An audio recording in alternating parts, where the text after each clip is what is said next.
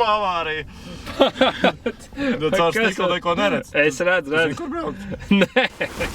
Tikai priekšā var spēt tādēt? Jā, bet labāk bija nesprādzēties.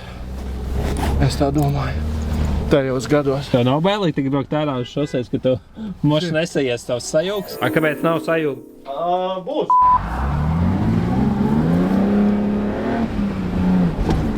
Satvainojos. Nedaudz rūsa sajūga. Tā, ko es varu pastāstīt par šo manu mīļo mašīnīti. Kad viņai jānoregulē spogulis, lai es kaut ko redzētu.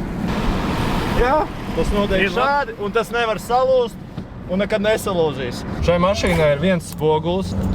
Oh, no, tiešām. Un mums ir karsts, mums ir luft. Mēs varam uzaugt lufti. Lufti ir tas, kad viņš to gaisu rauj no āras. Bet te mums ir vārma un kalti. Tas ir viss vāciski.